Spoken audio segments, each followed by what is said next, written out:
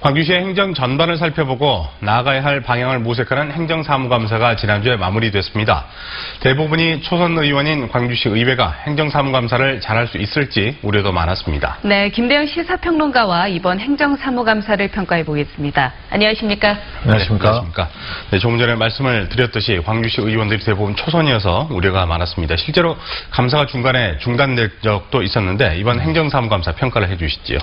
먼저 두 가지로 좀 평가를 한다면요. 네. 첫 번째는 이제 보통 감사라는 게 재정감사, 사업감사, 그리고 정책감사로 나눠지는데 이번 행정사무감사 같은 경우는 사업감사 조금을 제외하고는 재정적인 감사라든가 그 정책감사가 전혀 이루어지지 않았다 이렇게 보고요. 네. 두 번째는 이제 광주시 행정 전반에 걸쳐서 감사를 진행하는데 보통 의원들이 지평부를 상대로 호통친다고 하잖아요. 그렇죠. 근데 어떤 문제에 대한 지적을 넘어서 대안을 제시하고 그리고 이게 제도 개선을 이어지 않는데 이번 행정사무감사에서 그게 좀 부족했다 이렇게 봅니다.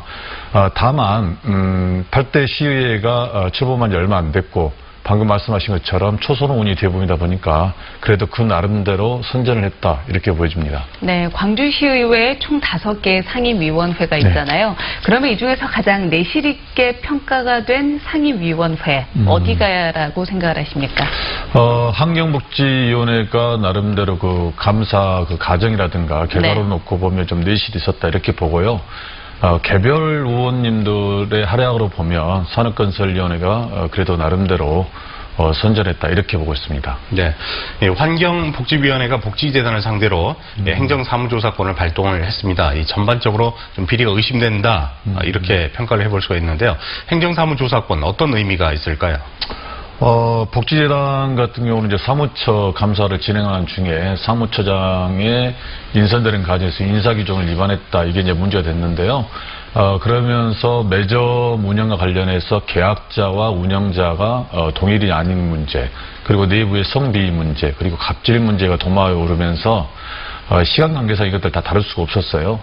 그리고 또 하나는 이제 재단에 속해 있는 그 빛골 노인 복지재단이라든가 효력 노인타운 그리고 시립장애인 복지관 등을 전혀 다루지 못했던 네. 그래서 이제 이런 부분들 총체적으로 문제가 좀 될 것 같아서 좀 더 시간을 가지고 조사권을 발동해서 깊게 들여다보겠다 이런 의미인 것 같습니다. 알겠습니다. 뭐 일각에서는 행정사무조사권을 발동할 일인가 뭐 이렇게 좀 분분합니다. 의견이 그렇죠. 어떻게 생각하십니까? 이게 보통 국회로 말하면 국정조사권이거든요. 네.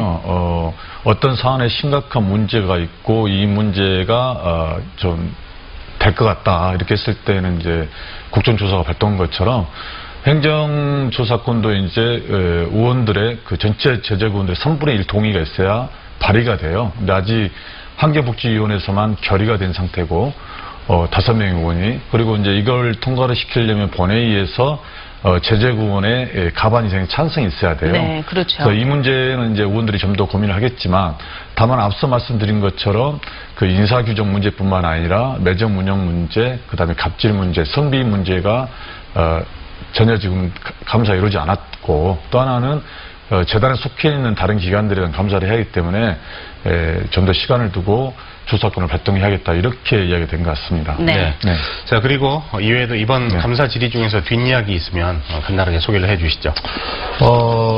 일단 그 환경시설공단에 대한 감사에서 중단이 됐잖아요. 이게 중단됐던 게 뭐냐면 감사를 받아야 할 이사장하고 상임이사가 사퇴를 해버렸어요.